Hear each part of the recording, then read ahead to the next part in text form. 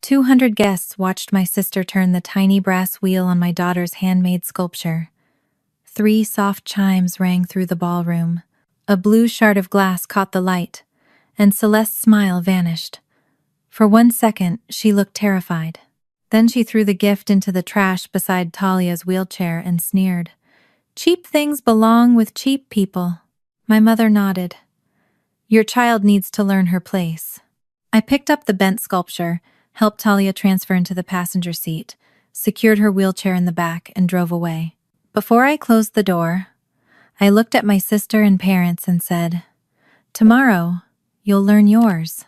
The next morning, all 3 came to my house, demanding that Talia tell the guests she had been confused. My lawyer called while they stood in my kitchen.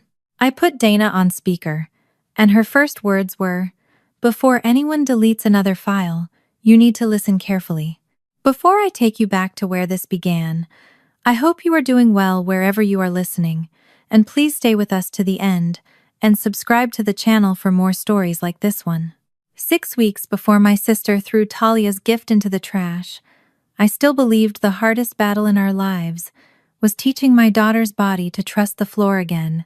On the 6th of July 2026, low clouds hung over Beaverton as I drove Talia toward the rehabilitation center at South Waterfront. The trip took 40 minutes, long enough for me to review my notes twice while traffic crawled toward Portland. I had recorded everything from the strength of her left hip to how many seconds she could sit unsupported before reaching for the mat. Talia watched me scroll. "Are you taking me to therapy or presenting me at the next quarterly meeting?" I locked my phone. "I'm keeping track." "You're keeping track of keeping track." Her voice was dry, but I heard the exhaustion beneath it. Just under 10 months earlier, she had been riding home with my sister when Celeste's Volvo left a wet curve and struck a roadside barrier. The official version said a black SUV had forced them out of the lane. No one had found it, but Celeste had called 911, kept Talia awake, and stayed until the ambulance arrived. In our family's version, my sister had become the hero who saved my daughter. Talia could guide her manual wheelchair through narrow doors and cross shallow thresholds without looking down. She still needed help with some transfers, especially when fatigue made her trunk control less reliable.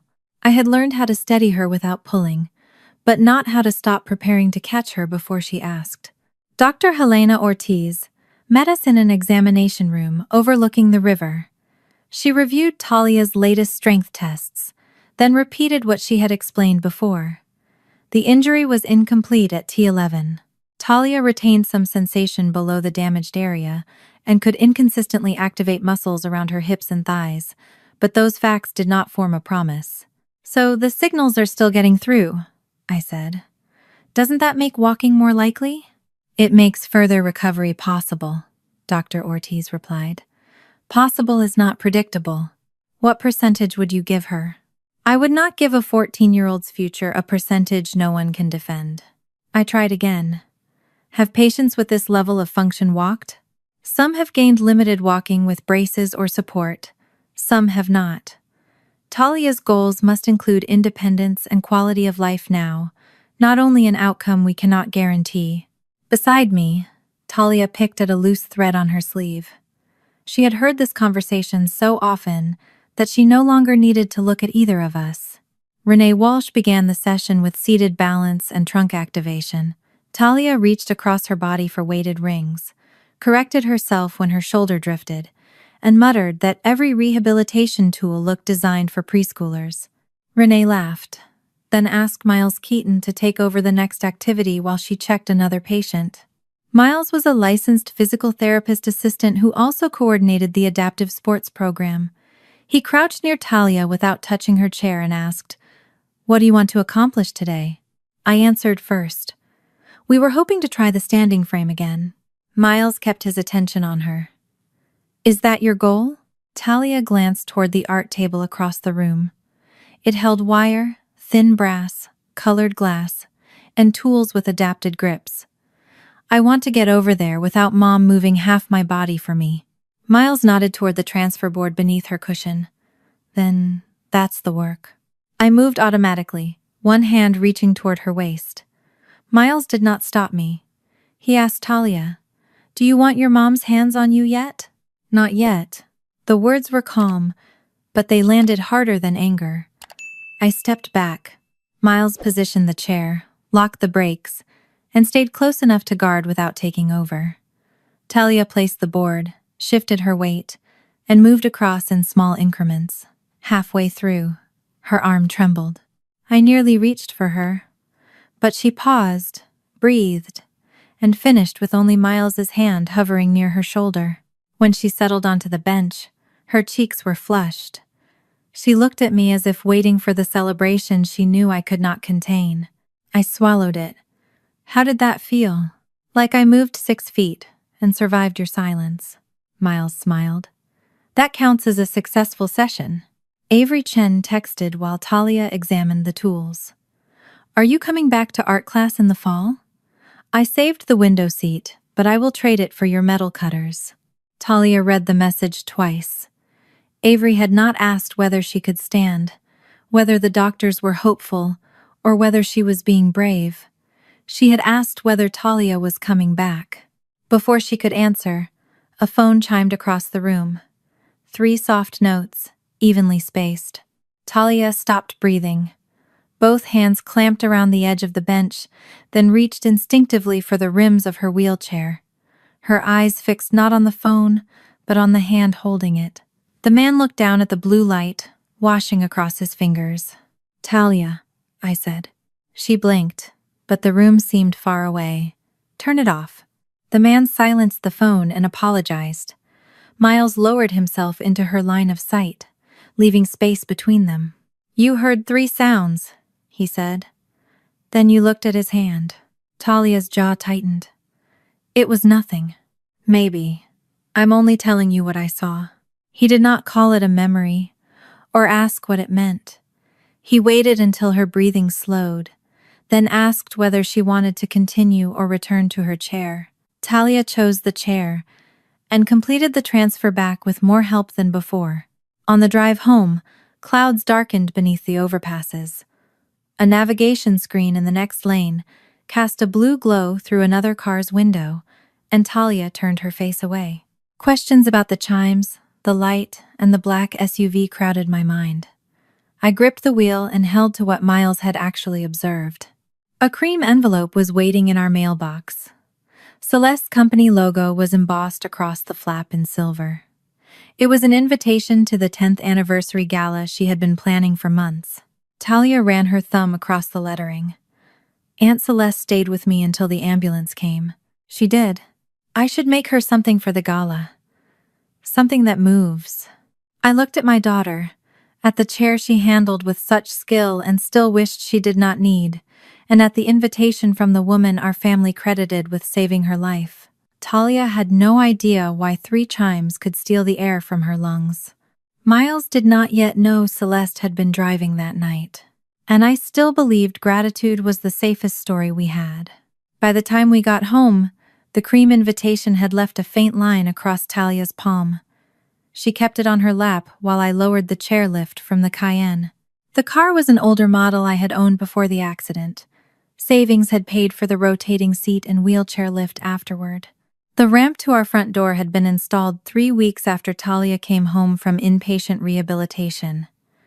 I had chosen cedar because I wanted it to look intentional.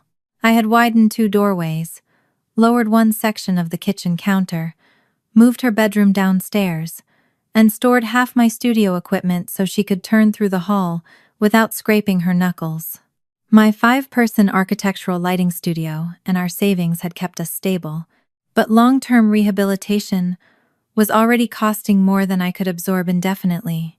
I saw proof that we had adapted. Talia saw a house in which every decision had been made while she was still learning to sit upright. "You moved the lamp again," she said as she rolled into the living room. It was narrowing the turn. It was 6 inches from where I put it. "You caught your wheel on the cord yesterday." I also caught my sleeve on the bathroom handle. "Are we removing the bathroom?" Her voice was sharper than usual, but I knew better than to answer irritation with gratitude. I had once told her how lucky we were to afford the renovations, as though luck erased the fact that strangers had measured her bedroom while she was still in the hospital. I returned the lamp and taped down the cord. Talia watched me. "You don't have to fix everything the second I mention it." "I understand," I said, still holding the electrical tape. "You understand while doing exactly what I'm talking about." I asked where she wanted to work on Celeste's gift. She chose the old drafting table beside the north window, the one place I had not redesigned for her. It had belonged to my late husband, Daniel, Talia's father, who died when she was 8. He used it for model airplanes, and when Talia was small, he covered the surface with pencil marks showing where she thought the runway should go. I had offered to lower it after the accident. Talia refused. We compromised with an adjustable side table that slid beneath it. She placed the gala invitation against the wall and opened her sketchbook. "What are you making?" I asked. "I don't know yet. I know how it should move. I just don't know what it is." She drew 3 curved lines around a small wheel, then shaded one narrow shape in blue. Watching her work brought back the night Celeste called me from the side of a wet road. It was the 19th of September 2025. Rain had started after sunset, enough to make the outer road slick. Celeste had taken Talia to help choose table linens for a charity dinner. At 8:47, my phone rang, and the first thing I heard was my sister shouting my daughter's name. By the time I reached the hospital, Celeste had told the same story to the officer, paramedics, and my parents. A black SUV had come too close on the curve. She swerved to avoid it. Her Volvo crossed the shoulder and struck the barrier. The other vehicle never stopped. There was no confirmed witness and no camera covering that section of road. Police never found a matching SUV, but they also had no immediate basis to accuse Celeste. The road was wet and poorly lit. What everyone could see was what she did afterward. She called 911, kept pressure on a cut near Talia's hairline, held her hand, and kept her talking until the ambulance arrived. For weeks, my mother repeated that Celeste had saved her life. Talia heard it while surgeons stabilized her spine. She heard it when nurses turned her every few hours, and when she woke crying because she could not feel the blanket across both legs the way she used to. Celeste became the hero in our family's version of the accident, and Talia learned to feel guilty whenever anger toward her appeared. My phone rang while she was measuring a brass strip. Dana Pierce's name filled the screen. I stepped into the kitchen but left the door open. Dana had represented us since the hospital bills and insurance forms began contradicting one another. She handled the injury claim on contingency, so her fee would come from any recovery rather than hourly bills I could not sustain. The PIP carrier confirmed the remaining payment for the initial rehabilitation block, she said. That will not cover the long-term plan, but it closes one issue. And the liability claim? It remains open. The unidentified SUV is still a problem because the account has never been verified. Celeste gave a statement. She did. A statement is not independent support. You have not signed a final release, correct? That is correct. Has Celeste provided the phone records and vehicle data the carrier requested? I thought the company handled that. Her attorney provided selected records, not the complete set. My stomach tightened. My parents think continuing to ask questions will tear the family apart. Dana paused. Questions did not cause the crash, Joanna. I understand that. Then do not sign anything Celeste's insurer sends without calling me. Save every message related to that night, even the ones that seem unimportant. After we hung up, I searched the accident folder on my laptop. Near the bottom was an email sent 3 days after the crash by Sloan Bishop, Celeste's director of content. The subject line read, "Thinking of Talia." Sloan wrote that everyone at the company was praying for us, and that she could provide anything we needed from Celeste's calendar or event records. By the end of December, 3 months after the crash, her company address had stopped working. Celeste said Sloan had left for another opportunity. There had been no farewell announcement, unusual for a company that posted polished tributes whenever an intern finished a summer contract. A text from Celeste, sent from the hospital the night of the crash, sat in the same folder. Please don't let her talk about the phone again. At the time, I had assumed she meant Talia was disoriented and needed rest. Now, I could not remember why I had never asked which phone. Talia rolled into the kitchen. Are you doing the face? What face? The one where you decide something is a problem before you know what it is. I closed the laptop. Dana was updating me about insurance. Is Aunt Celeste in trouble? She is not. The claim is still being reviewed. Talia looked relieved. She stayed with me. She could have left. She did stay, I said. So the gift should be good. It should be yours.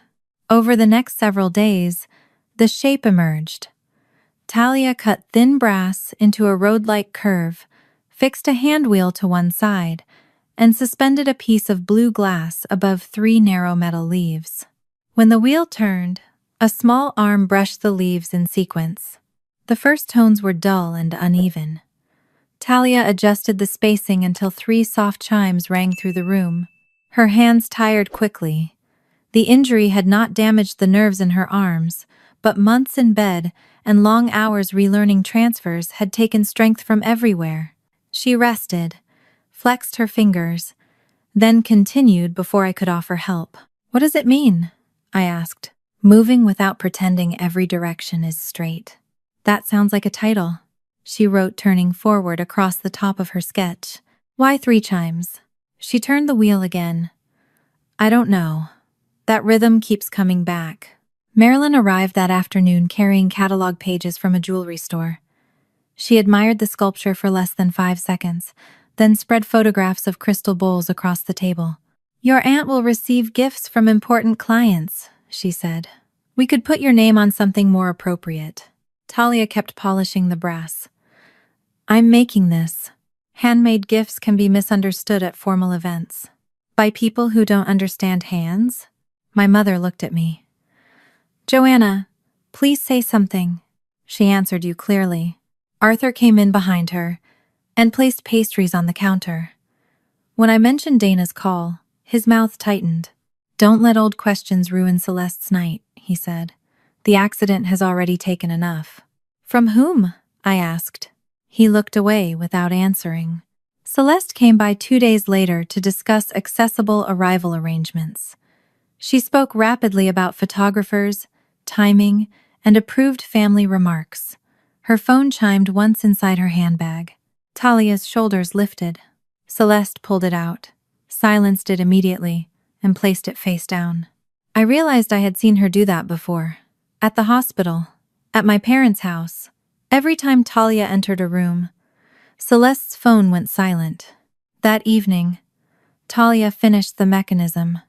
She turned the brass wheel, and the 3 metal leaves sounded cleanly beneath the blue glass.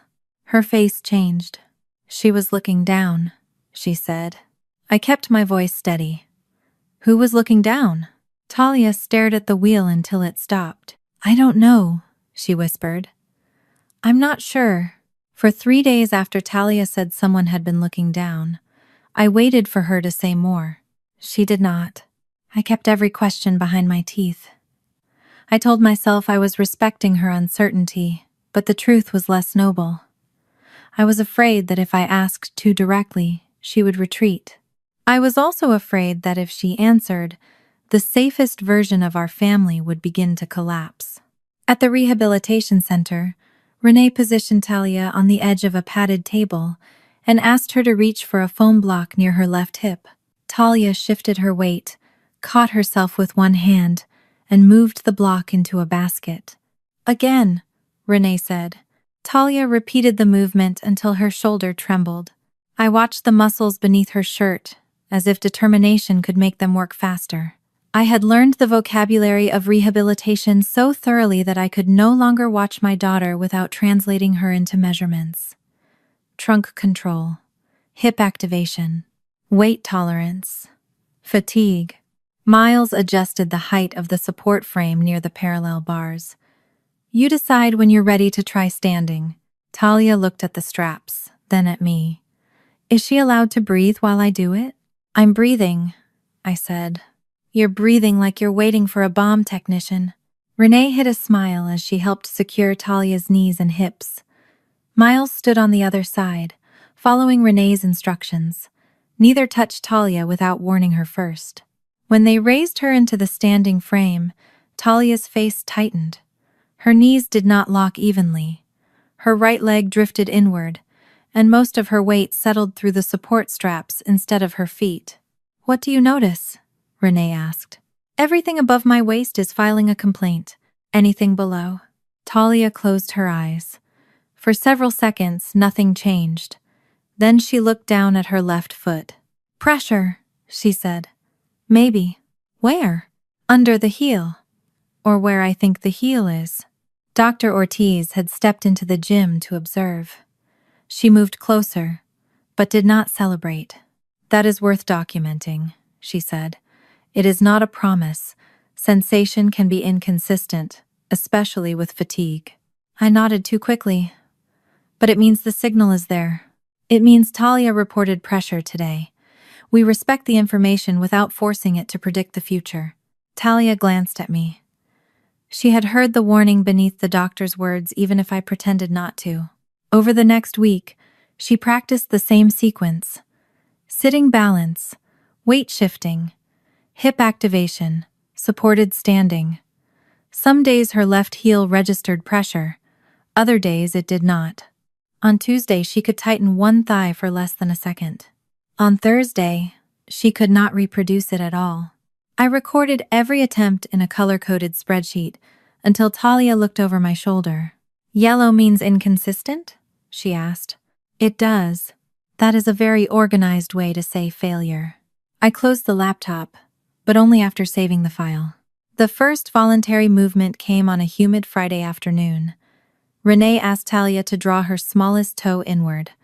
Nothing happened through 5 attempts. "Relax everything that doesn't need to help," Renee said. "We're looking for intention, not strength." On the 6th try, the toe pulled inward by the width of a pencil line. After a rest, Talia repeated it twice. I lifted my phone. "Can I film?" She nodded, exhausted. I captured 4 seconds and sent the clip to our family group before Renee had lowered the table. "First voluntary toe movement," I wrote. She did it on command. Arthur responded with 3 heart emojis. Marilyn called less than a minute later. "Joanna, please be careful," she said. "You cannot build that child's hopes around one twitch." It happened 3 times. A muscle spasm can happen more than once. Renee confirmed it was voluntary. You hear what you want to hear because you cannot accept reality. I looked across the gym. Talia was watching me. "This is her reality," I said. "Not yours." Celeste did not respond at all. The next morning, I ordered resistance bands and a compact pedal device for home use. I cleared space beside Talia's drafting table and printed a schedule based on exercises I had watched Renee demonstrate. Talia rolled into the room and studied the equipment. "What is this?" "A home program. Nothing extreme. 10 minutes before breakfast and 10 after dinner." "Did Renee give you this?" "She showed us most of it." "That wasn't my question." I straightened the resistance bands. "We finally have a sign that your body is responding. We should use the momentum." "My body is not a marketing launch. I am trying to help." "You're trying to make yesterday happen again." The sentence stopped me, but not long enough. "We cannot waste a window for recovery because you are frustrated." Her expression changed. "I'm not wasting anything. I didn't mean it that way." "You always mean it that way after something good happens." She rolled backward, turned in the doorway, and left me beside the equipment I had bought without asking her. At the next session, Miles worked with Talia on transferring her weight between the armrests of her chair. She completed the movement twice, then refused a 3rd attempt. I expected him to encourage her. Instead, he sat on a low bench and adjusted the cuff of his pants. A slim forearm crutch rested against the wall behind him. Talia looked at it. "You don't always use that." "No." "Why today?" "My leg is not cooperating." "You work here." That does not make my nervous system more professional. She studied him. Does it bother you when people notice? My family used to watch my body like a weather forecast. If I walked well, everyone relaxed. If I needed the crutch, they looked disappointed before they hit it. What did you want them to do? Talia asked. Ask whether I needed help, then believe the answer. He did not look at me. He did not need to. Renee joined them and explained that the home exercises needed to be reviewed before we added anything. She did not reprimand me, but her calmness made my mistake feel precise. We can build frequency, she said, but Talia has to participate in that decision. More work is not always better work. I folded the printed schedule and placed it in my bag. The session continued with supported weight bearing. Talia was halfway into the frame when Renee's phone chimed from the counter. 3 soft notes. Talia Froze. Her fingers locked around the handles. The muscles in her arms went rigid, and her breath caught high in her chest. Renee silenced the phone immediately. Talia stared at the blue light fading from the screen. Don't tell Mom I'm still, she whispered. The sentence stopped. No one filled it in. Miles lowered himself into her line of sight. You are here in the gym. Renee's phone made 3 sounds. You do not have to explain anything else. Talia shook her head as if she were trying to clear water from her ears. I don't know what I said. That's okay, he replied. We're not going to guess. He looked at Renee, then at me. A trauma specialist might help her separate what she knows from what her body is reacting to. My first thought was the standing frame. How much therapy are we talking about? I asked. She already has 3 appointments most weeks. If we add another, something physical may have to move. Talia's eyes dropped. Renee answered carefully. A body that does not feel safe will have difficulty participating in physical work. That does not mean psychology repairs a spinal cord injury. It means fear, sleep, trust, and attention affect how someone enters a session. I don't want her progress interrupted. Miles glanced toward the frame. This is already interrupting it. I hated that he was right. We ended the session with one final supported stand. Talia asked to try despite the shaking in her hands. Renee and Miles secured the frame, checked her knees, and raised her slowly. For 12 seconds, Talia remained upright. Her left knee held better than before. The right buckled inward, then corrected against the support. Her whole body trembled, and by the time Renee lowered her, sweat lined her hair. You did it, I said. 12 seconds. I hugged her before asking permission and rushed through the toe movement, the heel pressure, and everything I wanted those seconds to predict. Talia pushed gently against my shoulder. It was 12 seconds, Mom. It wasn't my whole life coming back. The gym went quiet. I stepped away. That evening, I removed the printed schedule from the refrigerator. I asked whether she would meet Dr. Valerie Shaw, the trauma psychologist Renee recommended. Talia considered it for a long time. I'll go, she said. But you don't get to ask what I remembered after every appointment. The condition hurt because it named exactly what I would have done. I nodded. Agreed. She held my gaze until she believed me. For the first time since the accident, helping my daughter meant accepting a door I was not allowed to follow her through. Dr. Valerie Shaw's office did not look like a place where anyone was expected to perform. There were no motivational posters, no charts of the nervous system, and no clock placed where Talia could watch the minutes disappear. A low shelf held smooth stones, colored pencils, and a small wooden box with a lid that slid instead of snapped. During the first appointment, Dr. Shaw invited me in for 10 minutes so we could agree on boundaries. She explained that she would not ask Talia to reconstruct the crash, fill gaps, or choose between competing versions of events. Their work would separate 3 things: what Talia knew had happened, what her body reacted to in the present, and what remained unknown.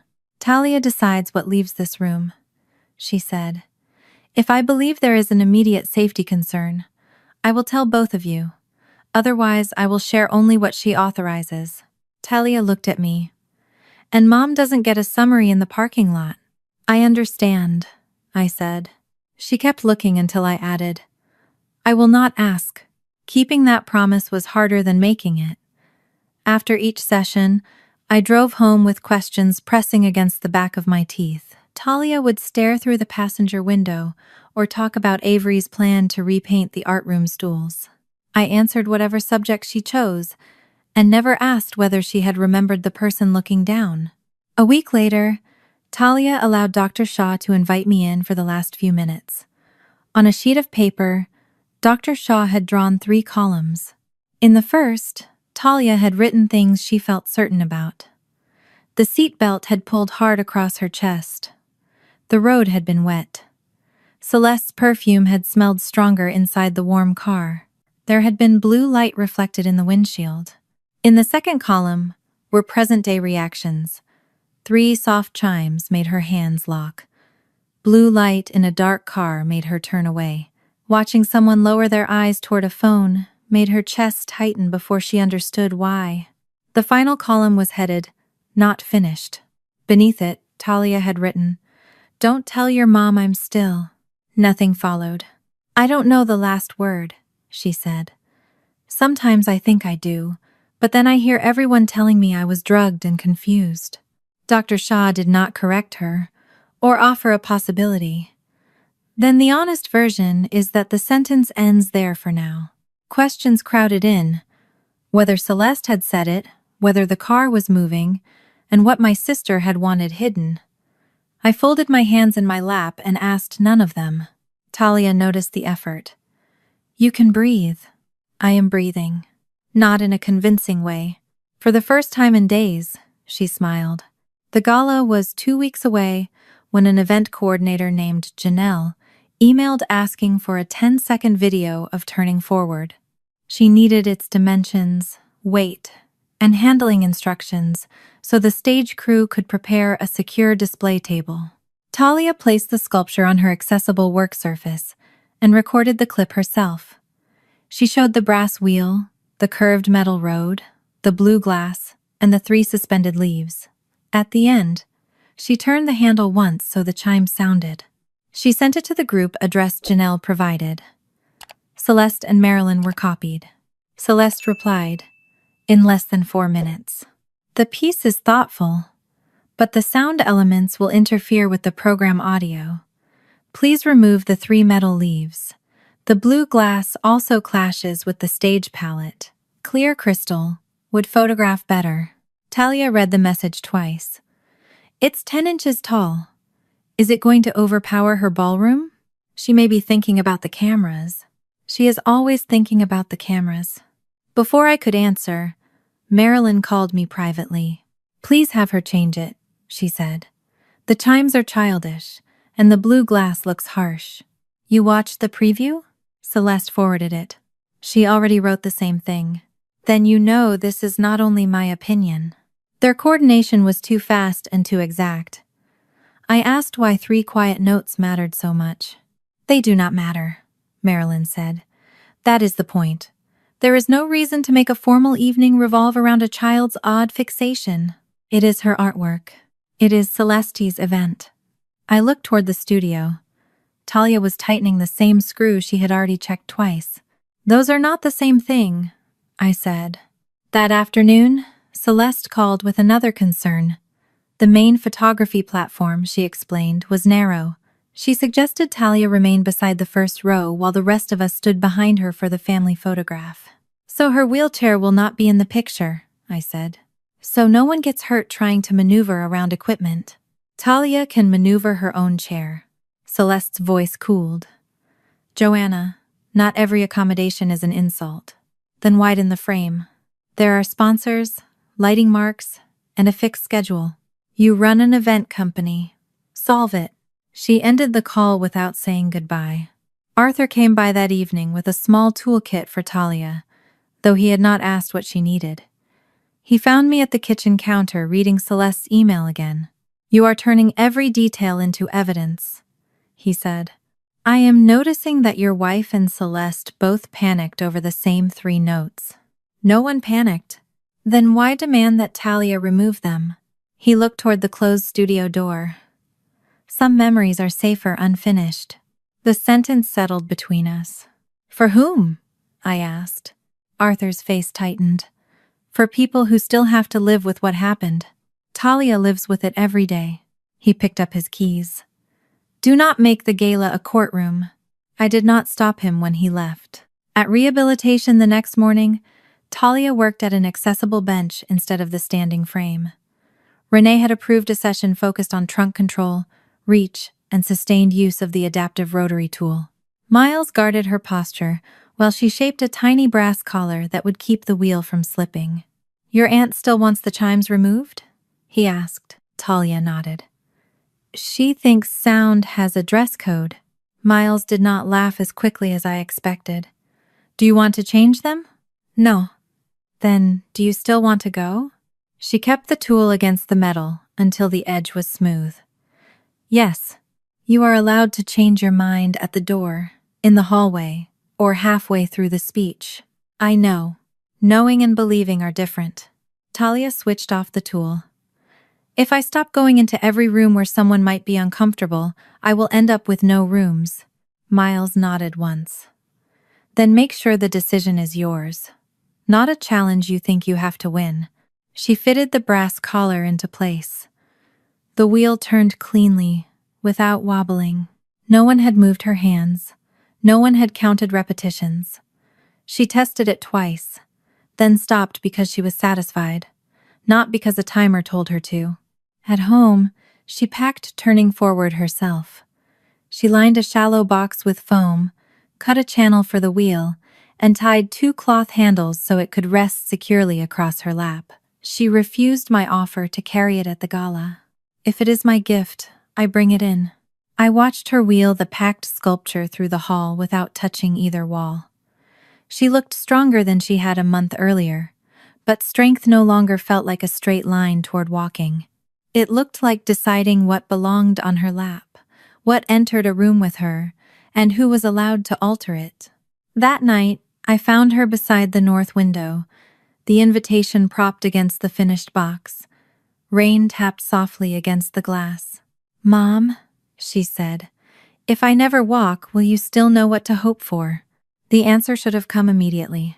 I loved her. I knew that. I knew her life was larger than her legs, larger than any frame, brace, or set of parallel bars. But in the silence before I spoke, I saw every spreadsheet, every video I had replayed, every change in my face when her body failed to repeat yesterday's success. I had waited too long. Talia turned toward the dark window before I could tell her yes. I answered Talia's question before we left for the gala, but the answer came too late to erase the silence that had preceded it. I will always know what to hope for, I told her. I just need to learn that hope does not have to look like walking. She nodded without turning from the window. She did not tell me whether she believed me. On Saturday evening, August 15, the glass-walled venue rose beside the Willamette River, already filled with nearly 200 guests. The sign marked accessible arrival was half hidden behind a decorative hedge. The legal level route led around the building and through a service corridor, away from the photographs beneath the main canopy. Nothing says honored guest like entering beside the industrial dishwasher, Talia said. She used the rotating seat to transfer while I lowered her folded chair from the rear lift. Then she settled turning forward across her lap by its cloth handles. Janelle met us near the kitchen. The florist moved the sign. I'm fixing it now. Does the florist need the ramp? Talia asked. Janelle did not pretend to misunderstand. No. She led us into the foyer, where lilies, polished wood, and a wall of photographs celebrated Celeste's 10 years in business. In almost every image, my sister stood at the center. Celeste noticed us only when a photographer turned our way. Her face softened at once, and she leaned beside Talia's chair. There is my brave girl, she said for the camera, resting a hand on the chair back without asking. How are the legs doing? They are still attached, Talia said. The photographer hid a smile. When he moved on, Celeste removed her hand and her warmth with it. You brought the original piece, she said, looking at the box. That is usually how gifts work, Talia replied. I thought your mother might persuade you to make the adjustments. It is finished. Celeste's eyes moved to me. Tonight is important. It is important to Talia, too. Marilyn arrived with Arthur and announced the family photograph. She placed Talia at the front edge because, she said, it would be easier to crop the image for different formats. She will be in the family photograph, I said. She will be visible. That was not what I said. Arthur touched my elbow. Do not start the evening looking for a fight. The photographer moved 2 chairs, widened the group, and placed Talia beside me. Celeste smiled until the final flash, then left to greet a sponsor. Talia's phone vibrated. She opened a message from Avery. You made it. Do not let fancy lighting intimidate turning forward. It has better reviews from me. Talia smiled at the screen. Avery had not asked whether the venue was accessible, whether Talia felt brave, or whether Celeste approved of the gift. She had simply treated the sculpture as art worth showing. You want to answer? I asked. Later. She will demand photographic proof. Guests recognized Talia from Celeste's posts and called her inspiring. One woman squeezed her shoulder without asking and said she had prayed for the day Talia would rise from the chair. Apparently prayer has a deadline, Talia said after she left. Do you want to go? Not yet. Celeste's program began after dinner. A video celebrated her company's growth from a rented office to a firm handling corporate launches, charity galas, and luxury weddings throughout Oregon. Near the end, photographs of Talia appeared on the screens. There was Talia in the hospital with Celeste, sitting beside her bed. Talia at an adaptive sports event Celeste had attended for 20 minutes. Talia smiling beside a banner that read, "Strength is a choice." My daughter stared at the images. Celeste stood at the podium and told the room that the accident had taught her what truly mattered. When someone you love is hurt, she said, you stay. You do not look away. Applause moved through the ballroom. I felt Talia's hand close around mine. Janelle approached and quietly reviewed the next segment. Celeste had planned it as a short tribute. Talia would wheel onto the platform, say the approved sentence, hand over the gift, and remain beside Celeste for photographs. You only have to say the line if you still want to, I whispered. Talia looked toward the screens, where Celeste's logo had replaced her hospital photographs. I want to give her the gift. That is not the same as doing her script. I know. A portable ramp led to the platform. Talia placed the box across her lap and propelled herself upward without assistance. I followed several feet behind, close enough to help only if she asked. Celeste welcomed her with an open arm and a smile designed for the cameras. This young woman has taught our entire family what courage looks like, she said. Janelle handed Talia the microphone. The approved words were simple. Thank you for staying with me after the crash. Talia looked at Celeste, then at the 200 faces waiting for the emotional moment they had been promised. Thank you for staying with me after the crash, she said. Applause began before she finished. Talia placed the microphone against her lap and lifted the box. Celeste had no graceful way to refuse it in front of the cameras. She opened the lid. Turning forward rested inside, the curved brass rod circling the blue glass. Talia explained that the wheel represented movement that did not have to follow a straight line. Her voice grew steadier as she spoke about making something that could continue changing without pretending it had returned to its original shape. For a moment, Celeste's public smile held. Then she saw the 3 metal leaves. Her fingers paused above the wheel. Turn it, Talia said. Celeste glanced toward Marilyn. My mother's face had gone still. The cameras were recording. Guests were waiting. Celeste wrapped her hand around the brass handle and turned it. 3 soft chimes rang through the ballroom. The blue glass caught the light from the screen and reflected across Celeste's face. Her smile vanished. The fear came first.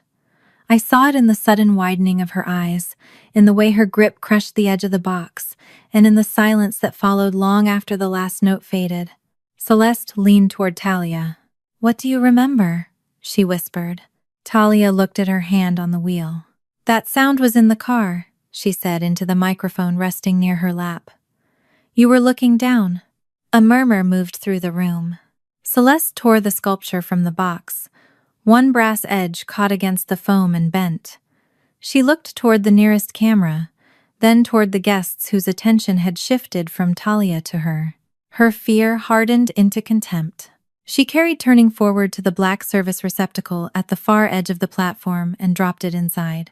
Cheap things belong with cheap people, she said. The room did not react as one body. A few guests gave uncertain laughs, assuming they had missed a joke. Most remained silent. A server near the ramp took one step forward and stopped. Several people lowered their eyes. Talia stared into the bin. Marilyn moved beside Celeste. Your child needs to learn her place. Arthur reached for my arm. Joanna, do not create a scene in front of everyone. I stepped away from him and walked to the bin.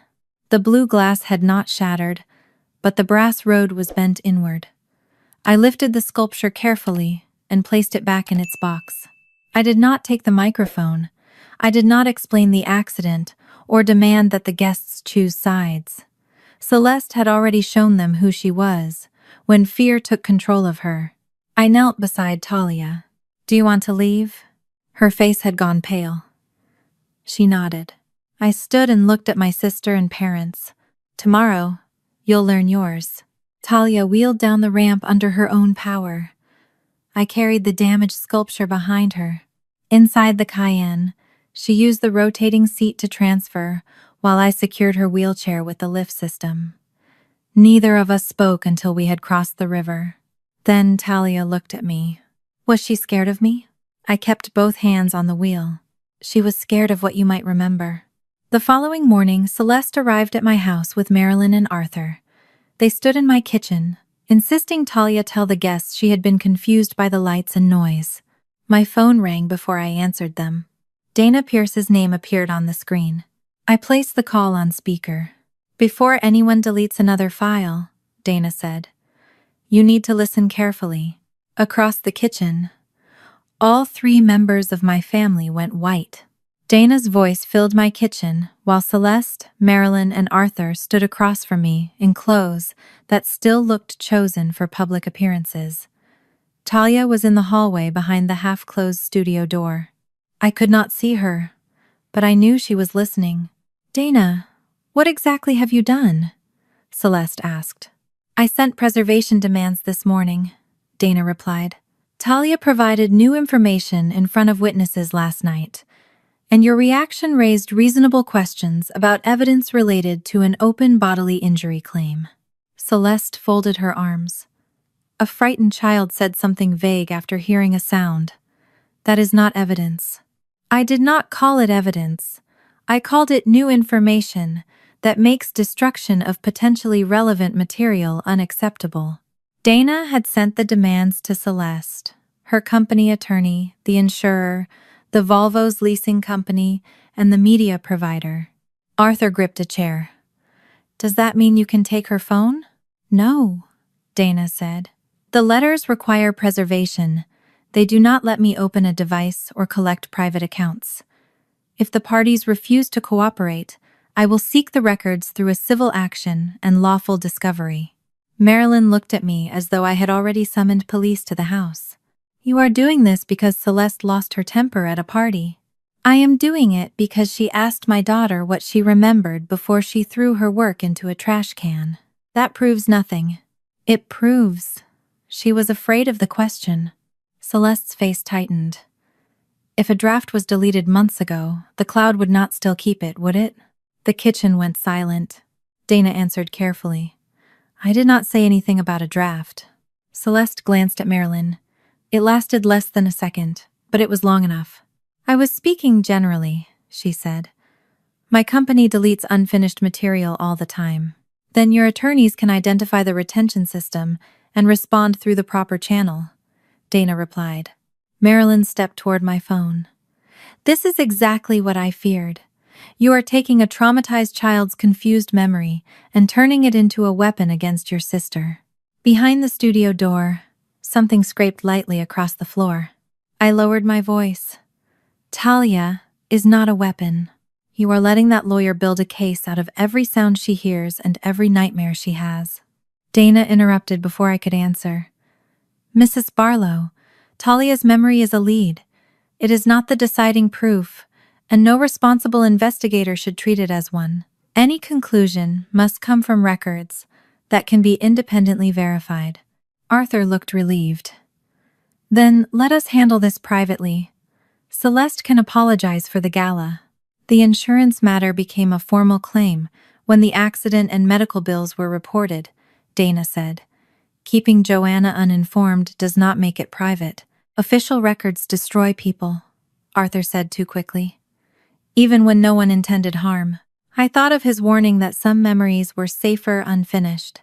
Dana asked me to call her after my family left. She reminded everyone that no device, account, message, draft, or company record related to the accident should be altered. Then she ended the call. Celeste stared at the phone, as if it had become a live wire. "You have no idea what you are doing," she said. "I know exactly what I am doing. I am refusing to make Talia correct your fear for you." She embarrassed me in front of my clients. "You put her hospital photographs on a screen, gave her a scripted thank you, and called her brave until she said something you could not control." Marilyn stepped between us. "Celeste stayed with that child after the crash. And you have used one decent act after the impact to silence every question about what happened before it." Arthur asked me to lower my voice. The studio door opened. Talia sat in her wheelchair with both hands on the rims. She looked tired rather than angry, which frightened me more. "Can everybody stop talking about my memory like it belongs to the insurance company?" Marilyn turned toward her with instant softness. "Sweetheart, we are trying to protect you." "No, you're arguing about whether I'm useful." "That is not what anyone said." Dana called my memory a lead. Aunt Celeste called it confusion. Grandma called it a weapon. Which one am I supposed to be today? I crossed the kitchen, but Talia rolled backward when I approached. "Please leave," she told them. Marilyn looked at me. "You are allowing a child to remove her family from this house. It is her house, too." Celeste picked up her bag. "When this destroys everything, remember that I tried to stop it." Talia watched her walk out without answering. Arthur followed, but Marilyn remained near the door. "You cannot save Talia by destroying Celeste," she said. "You already chose who was allowed to pay," I replied. After the door closed, I locked it. Talia returned to the studio.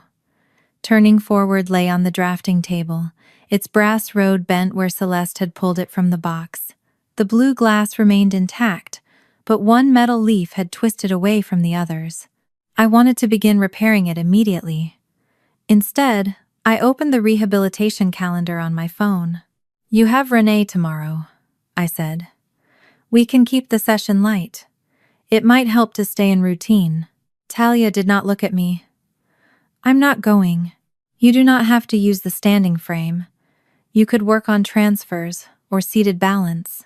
I said I'm not going. One missed session can become two, and after a week your tolerance may drop. You worked too hard to lose momentum because of them. I reached toward her knee, intending only to adjust the footplate that had shifted. Talia slapped my hand away. "Do not touch my legs." I froze. She had never spoken to me that way before, but the fear in her face told me this was not rebellion. It was a boundary I had crossed so often that she finally had to defend it with force. "I'm sorry," I said. "You watch me when I move.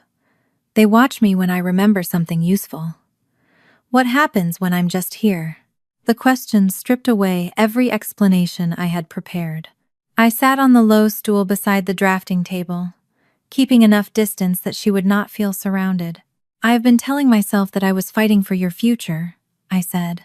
I counted seconds, contractions, appointments, and every movement, because numbers made me feel less helpless. Then I started needing those numbers to prove I was doing enough. Talia stared at the damaged sculpture. "I made every good day into evidence that I was a good mother," I continued. "And every hard day felt like proof that I had failed. I put that fear on your body. I made you carry it. Her lower lip tightened, but she did not speak. You never have to walk to give me my life back. She looked at me then. I don't know if that's true. It should have been true every time I walked into therapy with you. I am sorry it did not feel true. What happens when I don't want to try? I ask what you need. I do not turn your answer into a medical emergency. And if I never go back? The old fear rose so quickly that I felt it in my throat. I imagined lost strength, narrowing possibilities, and every professional warning about consistency. I let the fear exist without handing it to her. Then we build your life around the choices you have, not the result I wanted. She looked away first. I called Renee, while Talia listened, and said we were pausing physical therapy until Talia chose to return. Renee did not argue. A week away would not erase months of work, she said, though Talia might need time to regain confidence and tolerance when she came back. Dr. Ortiz agreed that rest was not neurological collapse. For the next week, she did not attend rehabilitation. She slept later, ignored the standing frame brochure on her desk, and refused to discuss whether she would return. I stopped opening my spreadsheet. Turning forward remained on the drafting table until Talia asked me to bring my fine pliers and a small block of polished wood. She examined the bent brass, then pointed to the damaged section. Hold it here. Do not straighten it until I tell you. I followed her instructions. She guided the angle, checked the wheel, and told me when to stop. We repaired the mechanism without erasing the dent Celeste had left. The sculpture turned again, though the road no longer formed the smooth curve Talia had designed. The 3 metal leaves were still misaligned. Should I fix those? I asked. Not today. I set down the pliers. Talia rested her hand on the wheel, but did not turn it. I don't know if I believe you yet, she said. You don't have to believe me today. The week after we repaired the bent brass road, Dana said the insurer had demanded records Celeste should have provided months earlier. Because the company leased the Volvo and the injury claim remained open, the policy required cooperation. Celeste's attorney sent call history, selected texts, and a report showing no conventional call at impact. The package omitted media workspace logs, draft history, and a complete account of what the connected phone had been doing. They answered the narrowest question they could invent, Dana said. Talia sat across from me at the studio table, adjusting one of the metal leaves on turning forward. She had permitted me to tell her only what had been confirmed, not what Dana or I suspected. Did they find proof she was recording? She asked. Not yet. Then don't tell me she was. I won't. She studied my face as though checking for the part of the answer I wanted her to infer. For nearly a year, adults had treated uncertainty as permission to replace her memory with theirs. I would not repeat that mistake, simply because I believed my version was closer to the truth. When Celeste refused to provide the missing records voluntarily, Dana filed a civil negligence action before the legal deadline and sought limited early discovery for data at risk of being lost. The filing proved nothing by itself. It created a lawful route for consent requests, subpoenas, and court orders, instead of private access or guesswork. The first useful answer came from Sloan Bishop. Dana found her through the contact information attached to the email she had sent after the accident. Sloan now worked for a museum foundation in Seattle.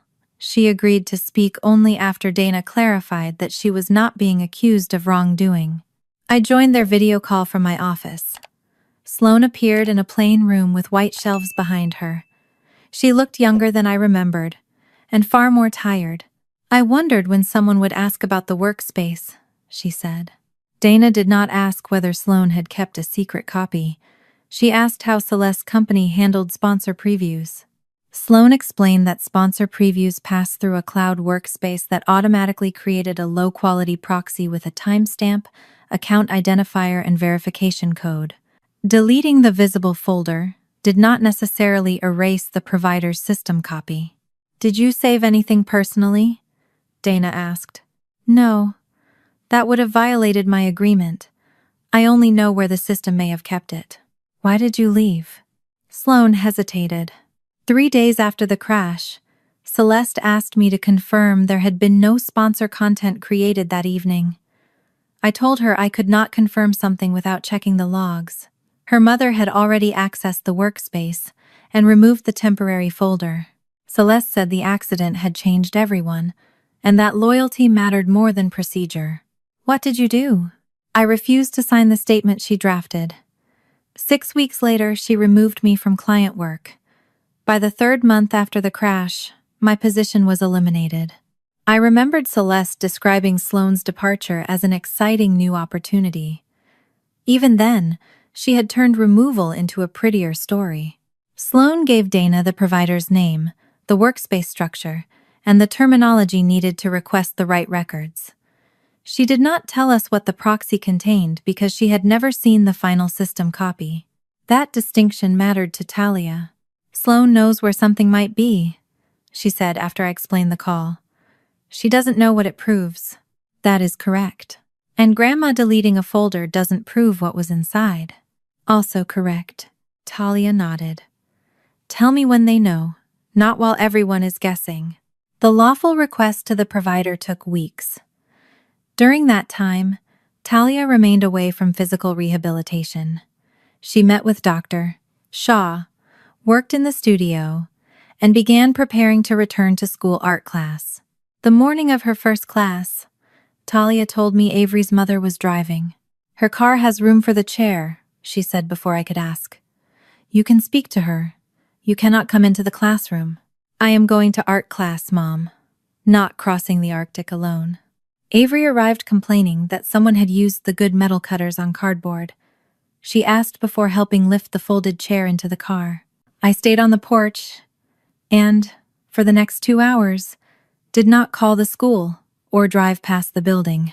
Talia returned with silver paint on her sleeve and copper wire around one wrist. "How was it?" Mrs. Alvarez moved one table, not the whole room. No one made a speech. Miles had sent one message. "No score. Just your day." "It was a good day," Talia said. The media provider released its response near the end of September. Dana asked me to come to her office, but I refused to hear anything until we had agreed on what Talia would be told. Dr. Shaw joined us by video. Talia chose to sit beside me, though she kept enough space between our chairs that our arms did not touch. Dana began with what had been authenticated. The system logs showed that Celeste's company account had opened a private sponsor preview shortly before the crash. The session began while Celeste's phone was connected to the Volvo's infotainment system. A user later deleted the visible draft, but the provider retained a 13-second proxy tied to the account by its timestamp and verification hash. "This does not show the collision," Dana said. "It is not a complete video of the crash." Talia's hands tightened in her lap. "What does it have?" Dana looked at Dr. Shaw, then back at Talia. "Audio. You decide whether to hear it." Talia asked for the words first. Dana read from the verified transcript. 3 notification tones sounded near the beginning. Then Talia's voice said, "Aunt Celeste, watch the road." Celeste answered, "Don't tell your mom I'm still filming." For months, the final word had stopped behind a locked door in Talia's mind. Now it existed outside her. She did not cry.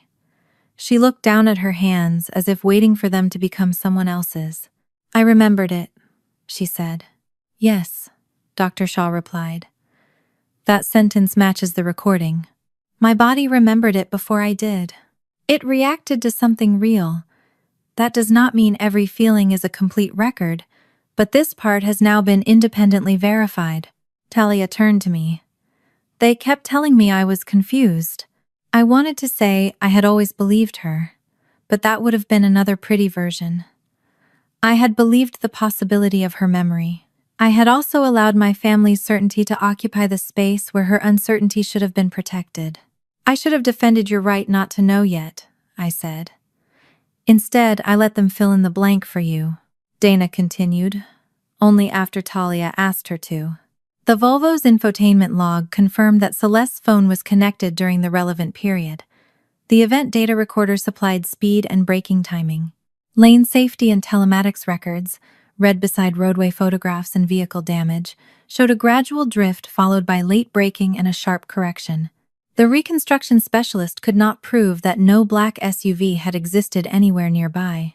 He could say the combined records did not show the braking or steering pattern expected from a sudden evasive maneuver, and there was no evidence of contact with a second car. "Does that mean you proved the SUV was a lie?"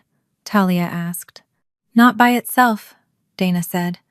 "It means the SUV story is not supported by the vehicle data, and it becomes much less credible when placed beside the recording and the media logs."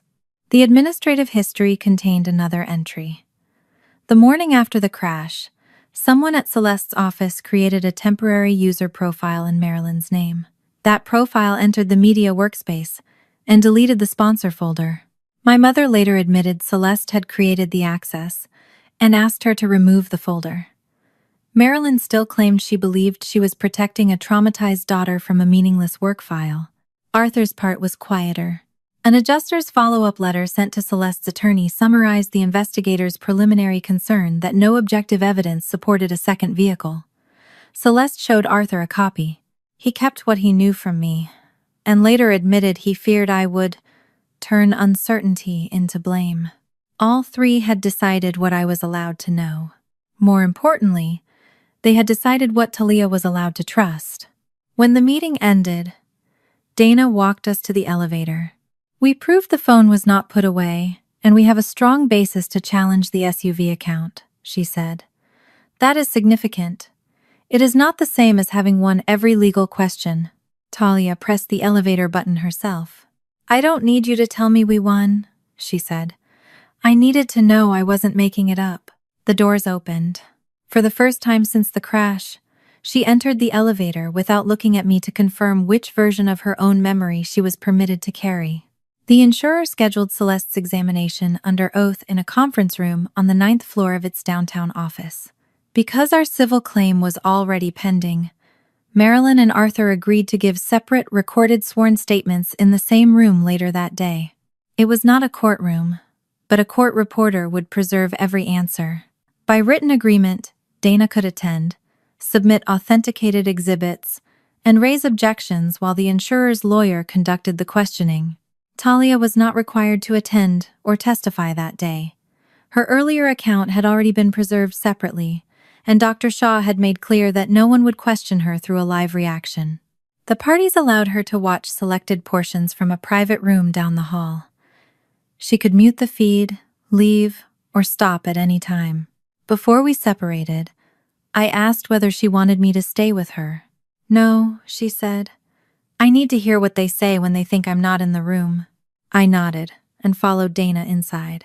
Celeste's original statement was the first exhibit.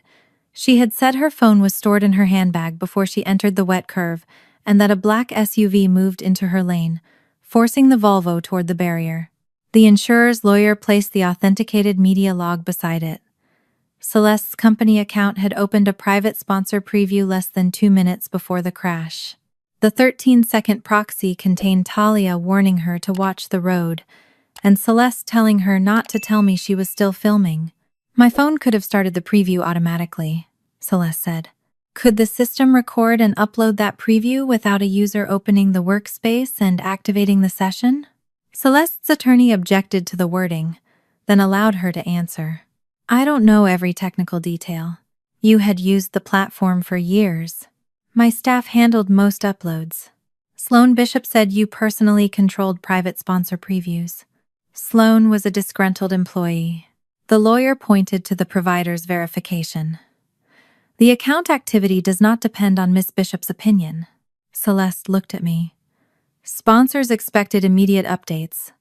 I may have checked whether something had uploaded." "While driving?" "I was not watching a video."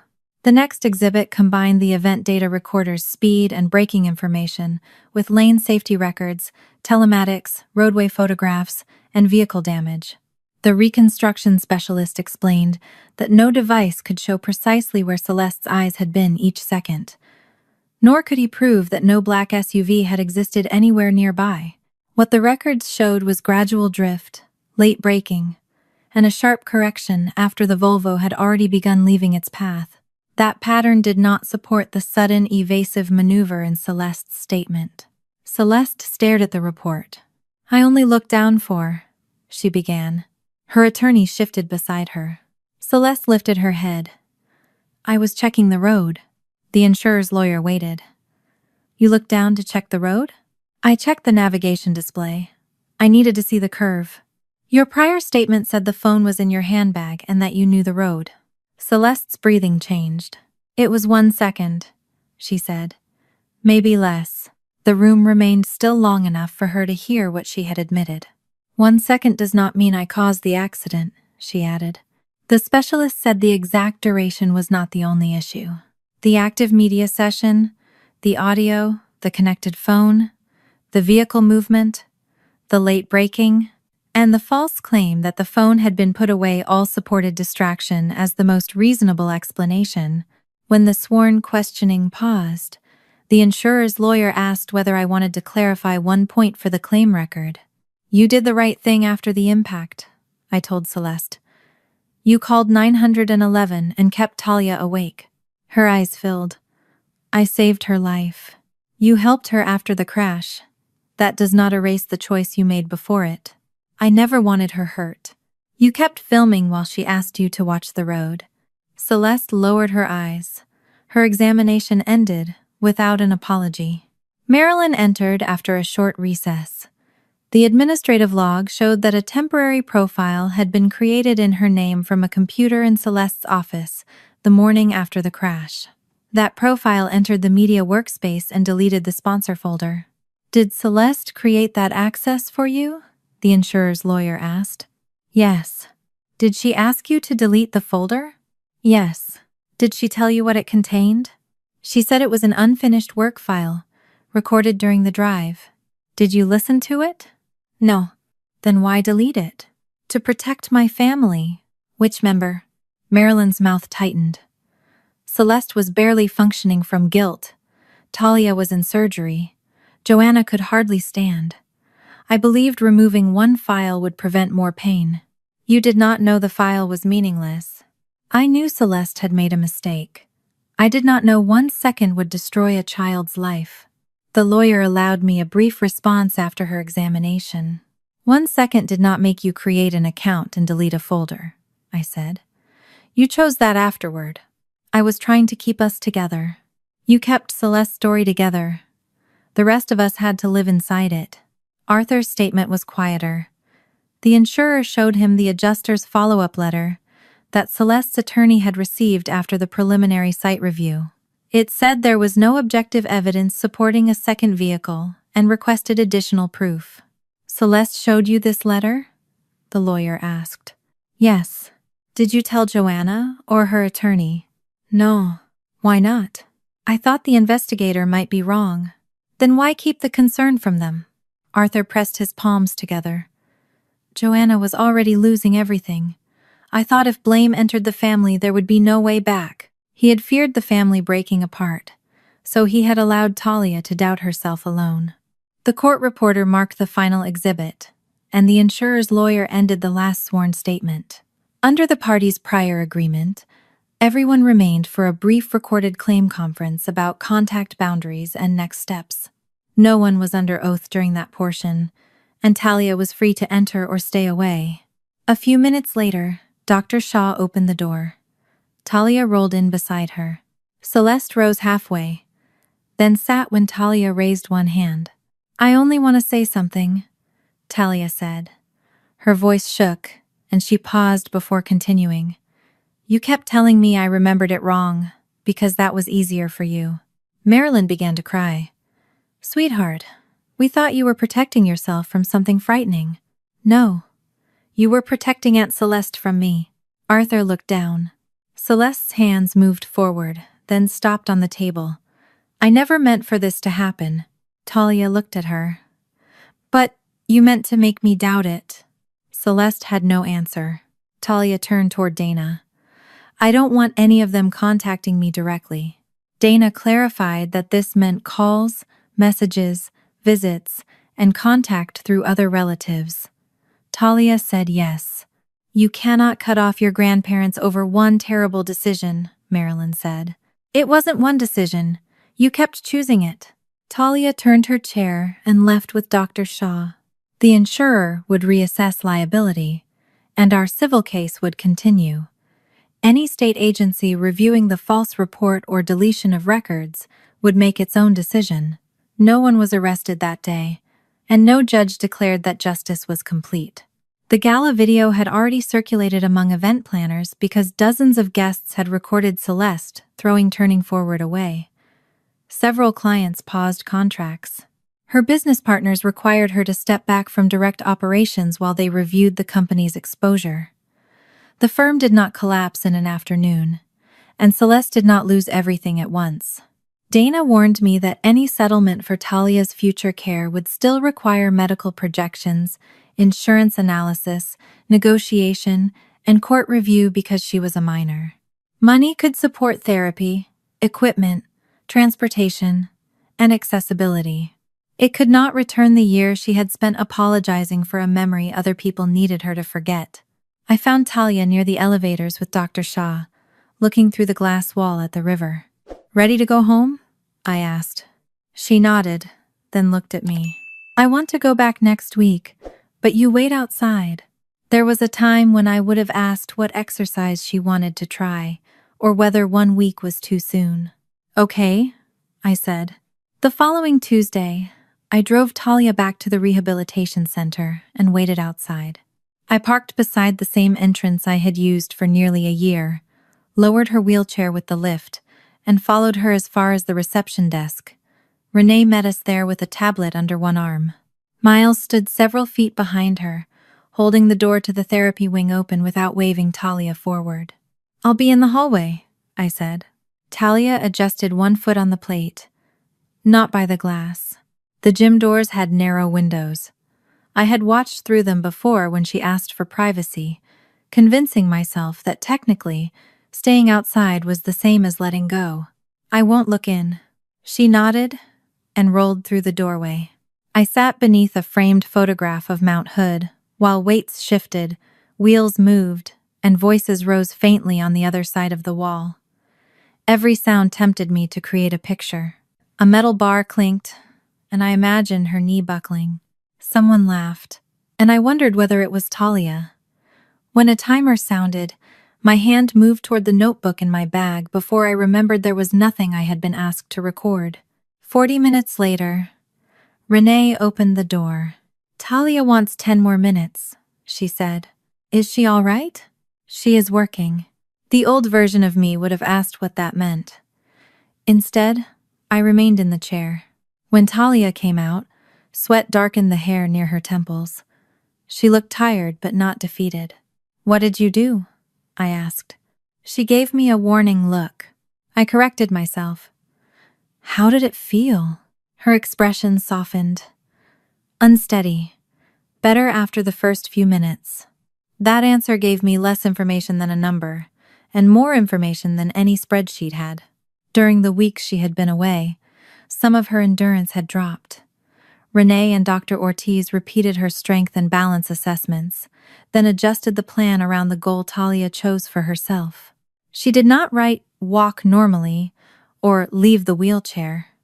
She wanted to transfer her weight from one leg to the other, while supported in the frame without panicking when her body felt unfamiliar. Renee broke the task into smaller parts. Talia practiced finding pressure beneath each foot, shifting her hips a fraction to one side, and returning to center before fatigue changed the movement. Miles handled equipment and rhythm under Renee's direction, but he no longer stood at the center of every session. Some days Talia worked only with Renee. Some days she joined the adaptive group and treated Miles like any other member of the staff. Dr. Shaw developed a separate plan for the chimes, and Talia chose exactly what the rehabilitation team could know. Renee and Miles were told the sound must never be used without warning and that Talia could stop without explaining herself. During the first exposure, Dr. Shaw played one quiet metal note, then 3 with longer spaces. Talia came out pale and shaking. I stopped it, she said. Do you want to go home? Yes. She missed rehabilitation that afternoon. Renee moved the appointment, Dr. Ortiz approved the rest, and Miles sent only. Stopping is still a decision. 3 days later, Talia tried again. Some sessions ended after one note. In others, she stayed present long enough to name what she could see and feel in the room. By December, she could hear the 3 tones before a standing exercise, though once she chose not to enter the frame and another time asked to be lowered almost immediately. The point was never to finish every attempt. It was to learn that the sound did not choose for her. Her physical progress followed the same uneven pattern. She tolerated weight through both legs for longer periods. She learned to move her hips while her knees were supported, then to unload one foot enough for Renee to guide it a few inches forward. One afternoon, Miles watched her right knee drift inward and said the movement probably came from fatigue in the hip muscles. Renee checked Talia's alignment and shook her head. Not this time. The brace is sitting too low. Miles looked again, then adjusted it under Renee's direction. You're right, he said. I read the movement before checking the equipment. Talia raised an eyebrow. Should I mark the date? You can frame it. Renee corrected the brace, and the knee tracked more cleanly on the next shift. Miles did not defend himself. He stepped back and let Renee lead. After months of adults protecting their authority by denying what she experienced, Talia noticed how easily he admitted being wrong. Some days one leg responded and the other did not. Once, after 20 minutes of effort, she could not reproduce a movement she had completed the previous week. She struck the padded handle of the frame with her palm.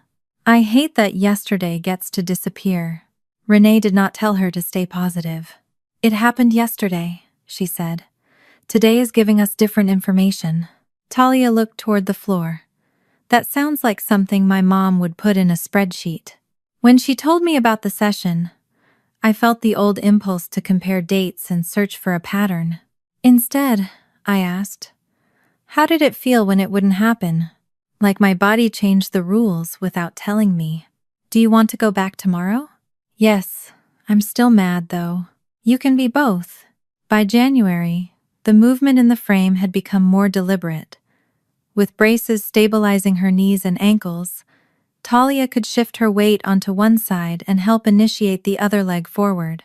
Renee still guided the limb.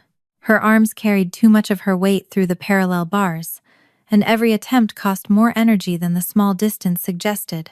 The first intentional step happened on a gray afternoon when rain traced the gym windows. I was in the hallway when Renee came out and asked whether Talia wanted me inside. The question nearly stopped my breathing. I entered without taking out my phone. Talia stood between the parallel bars with braces on both legs. Renee guarded her hips. Miles stood nearby but did not touch her. Her face was flushed, and her arms trembled against the bars. We're not doing a show, she said. I know. She wants to try one more transfer, Renee explained. The goal is initiation, not distance. Talia shifted onto her left leg. Her right foot lightened against the floor.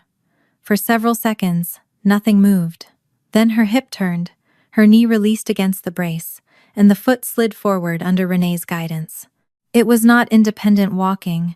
It was not smooth, and it did not carry her beyond the bars. It was one intentional beginning, supported by braces, equipment, training, and other people's hands. Talia exhaled sharply. Renee helped her return to the chair before exhaustion took the choice away. My mind reached for distance and labels. How did it feel? I asked. Talia rested her head against the chair. Like I told it to move, and part of it listened. That sounds exhausting. It was. I sat beside her without touching her until she reached for my hand. At home, turning forward remained on the drafting table. Talia replaced the damaged metal leaf and restored the wheel, but she refused to smooth the dent Celeste had made in the brass road. It still turns, she said. The dent is part of what happened to it. A letter from Marilyn arrived in February. Her apology filled 4 pages, but the first paragraph focused on how unbearable it had been to lose contact with her granddaughter.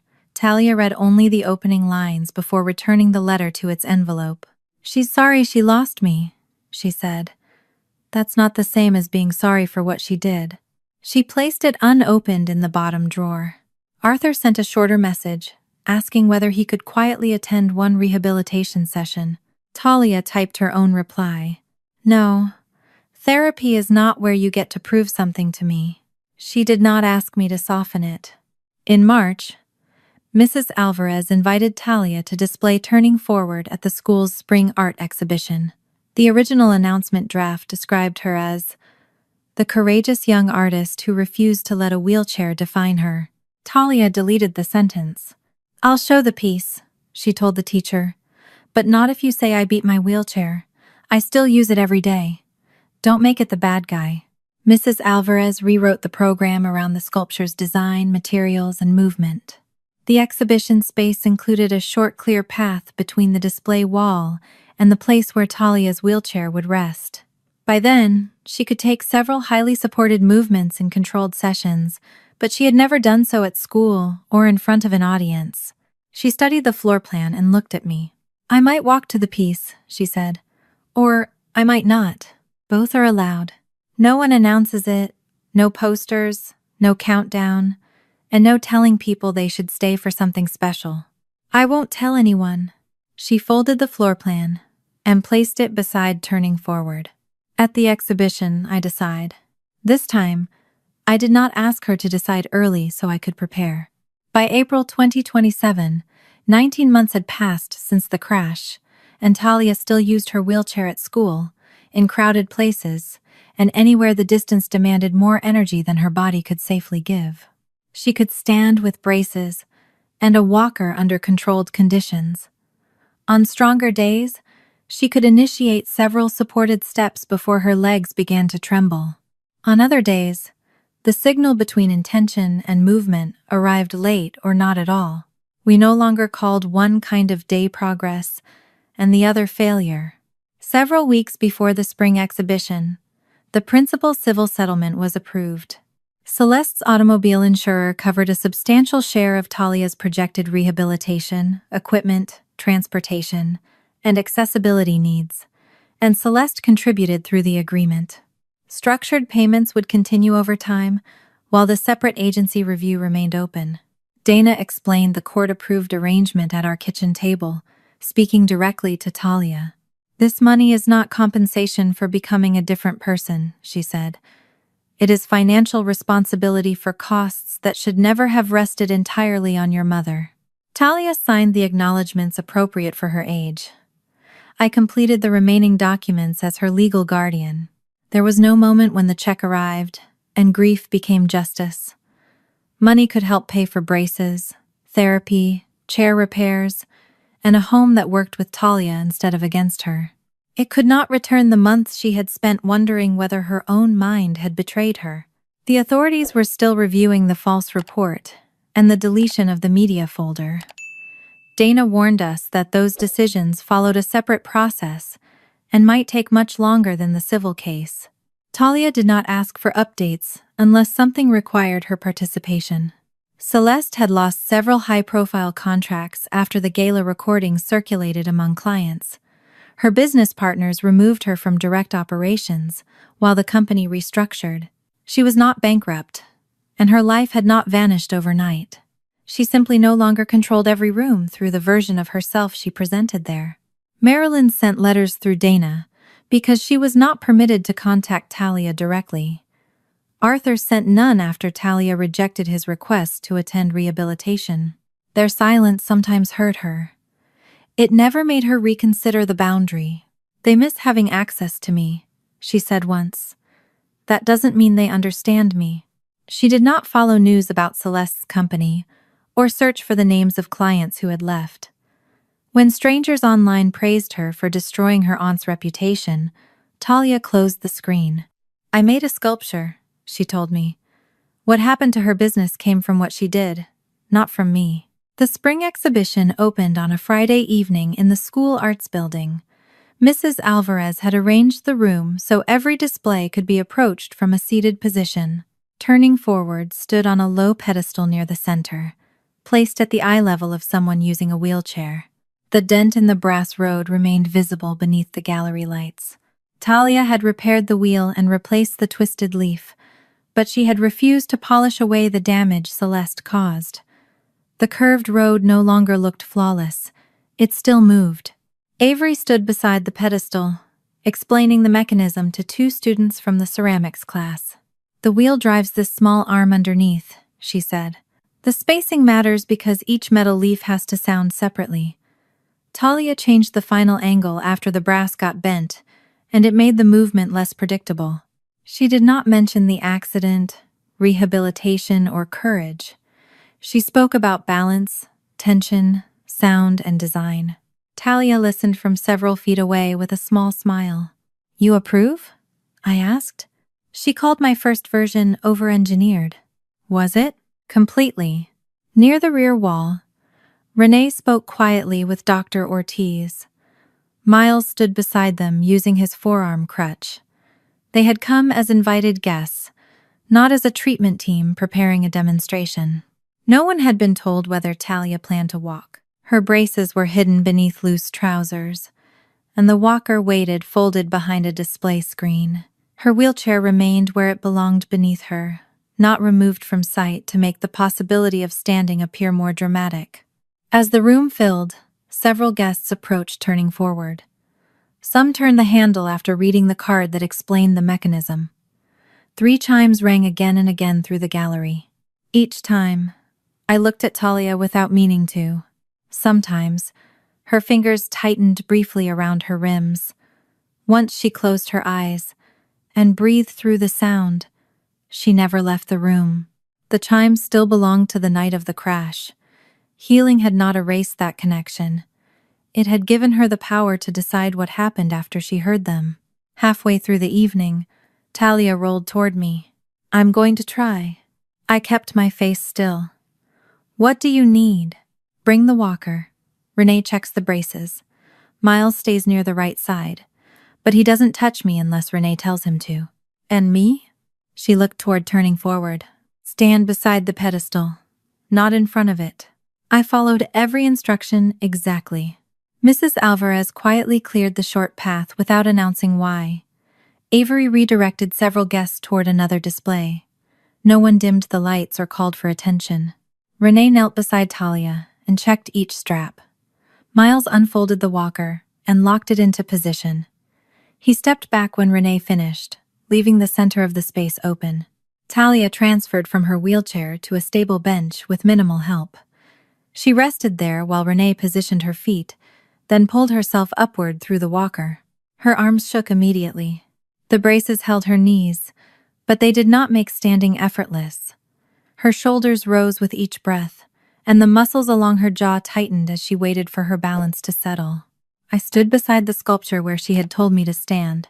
A few guests noticed what was happening. The room gradually became quieter, not because anyone ordered silence, but because people understood that whatever Talia chose next did not belong to them. Renee asked, "Do you want to continue?" Talia nodded. Then she looked directly at me. "Don't count." The words reached backward, through every spreadsheet, every stopwatch, and every celebration I had forced upon her, before asking how she felt. "I won't," I said. She shifted her weight onto her left leg. Her right foot resisted, then moved beneath the brace with Renee guarding her hip. The walker advanced a few inches.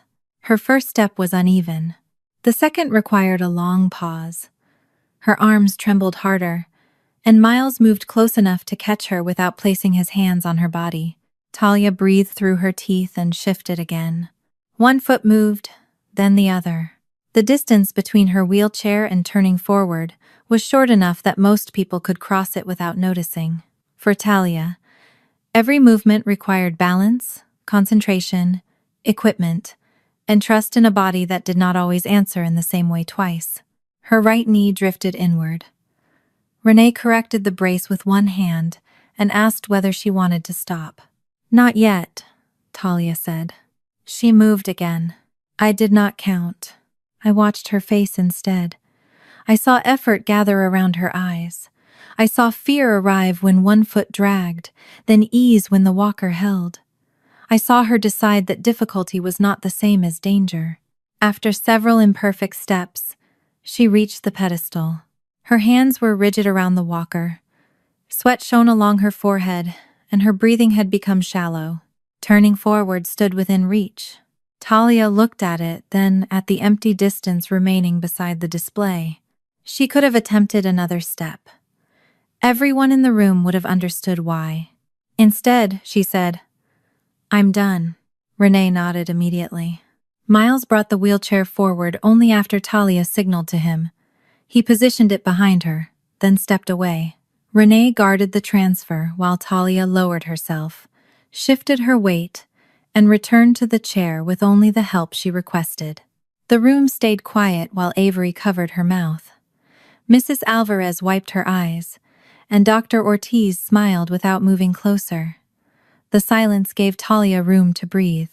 Talia rested until her breathing slowed. Then she rolled toward turning forward.